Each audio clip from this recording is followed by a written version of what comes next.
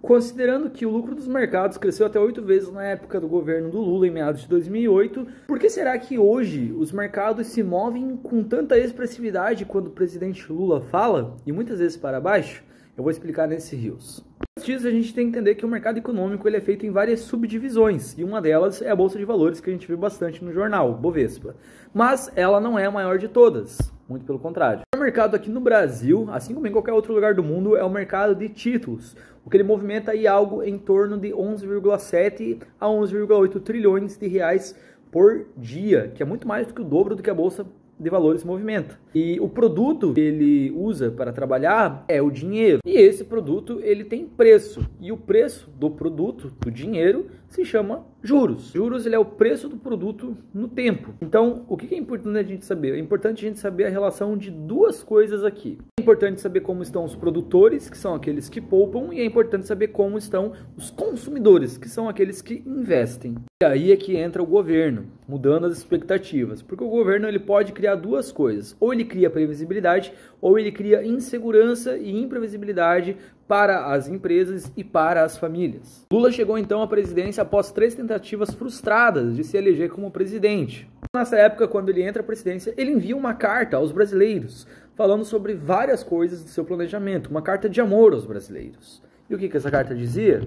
Diria que ele iria entrar em consenso, que ele não iria mudar as regras do jogo, que ele não ia alterar muita coisa do mercado. Inclusive, nos 2 primeiros anos de seu mandato, o Lula exerceu o mandato como um exímio neoliberal. Foram inúmeros projetos para garantir segurança para todo mundo que emprestasse o dinheiro.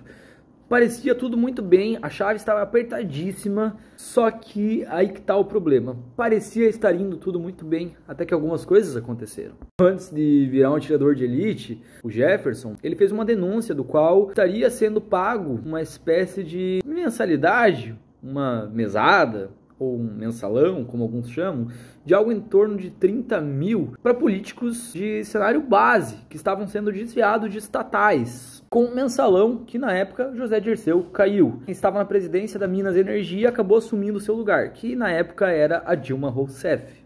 Alguns meses depois, Antônio Pallotti cairia após a quebra do sigilo do seu caseiro. Esse caseiro, ele fez denúncias dizendo que viu várias festas nessa residência no qual ele era caseiro. Ele via dinheiros em maletas. Era um dinheiro vindo de departamentos públicos, eram dinheiros desviados. Ocuparia o lugar do médico de Ribeirão Preto, que estaria como ministro da Fazenda, Guido Manteiga. Um ano depois de se transformar lá em 93, se transformar em assessor do Lula, sabem o que Guido Manteiga fez? Guido Manteiga, não Manteiga. Ele acusou o Plano Real de ser um projeto estelionatário. Olha que engraçado.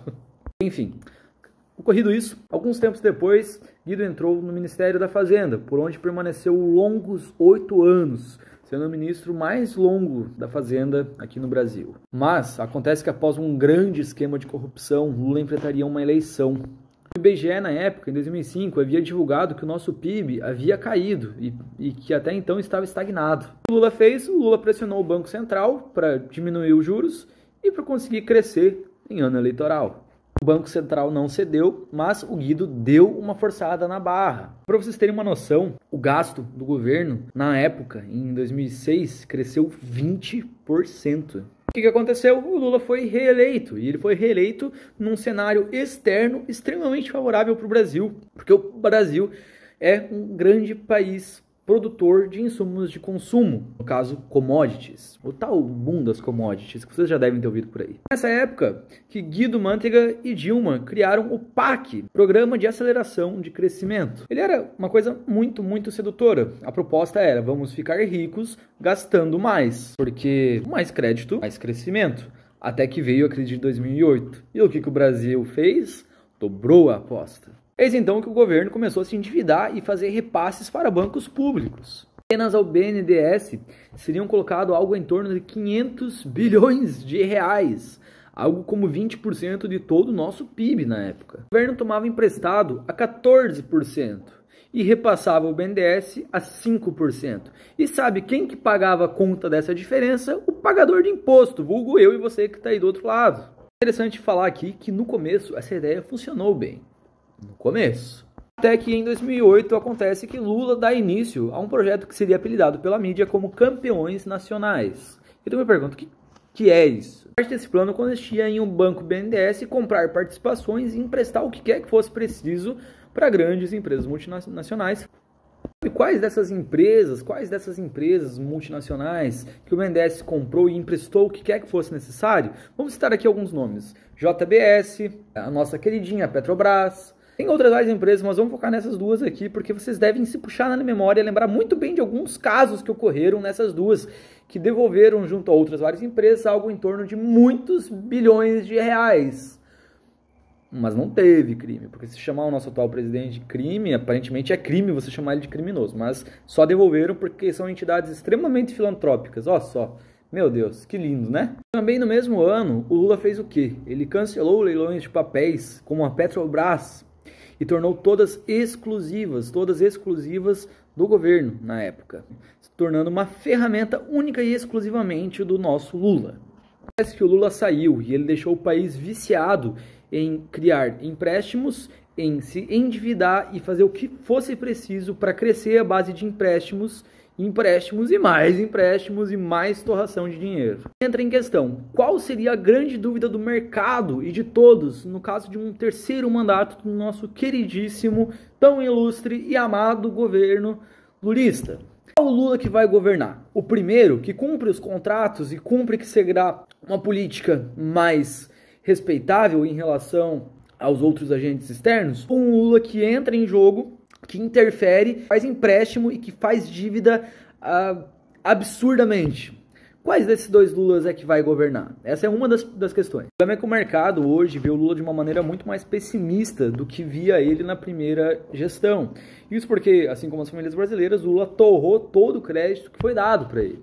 O fato é que o gasto de que Lula promete fazer pode até ter motivos sociais, mas isso não anula o fato de que isso vai tirar a produtividade das camadas que são a parte motora, que dão origem à produção e ao crescimento da economia. O Lula que não se preocupa com previsibilidade de mercado e que diz que tudo é choro, é o Lula que faz a Bolsa de Valores fazer o que fez ontem, cair, perder bilhões e bilhões em questão de horas. Por quê? Porque é extremamente imprevisível e não traz segurança. Inclusive, vale lembrar que ontem estavam todos os índices crescendo, o Nasdaq crescendo, o S&P 500 crescendo. A paridade do dólar em relação às outras 6 moedas com qual ele faz paridade estava caindo, ou seja, o dólar estava perdendo valor frente a outras várias moedas, mas aqui no nosso cenário econômico no Brasil, o que aconteceu? A nossa bolsa despencou e o dólar subiu mais de 3,5%, chegou a quase 5% no dia, o que é uma variação absurda, porque se você for olhar esses indicativos macroeconômicos em relação a outros países, era para o dólar também estar se desvalorizando em frente ao real, o que não aconteceu, por causa que nós temos um cenário político de muita incerteza, de muita dúvida e um histórico muito complicado com esquemas de corrupção no passado, envolvendo toda a equipe que está sendo escolhida para fazer parte do governo. Então, eu acho que isso responde o porquê que ontem o mercado fez movimentações tão expressivamente negativas. Então, é isso. Curtiu aqui o conteúdo? Um forte abraço, comenta e qualquer dúvida que você tiver, manda aqui e é isso.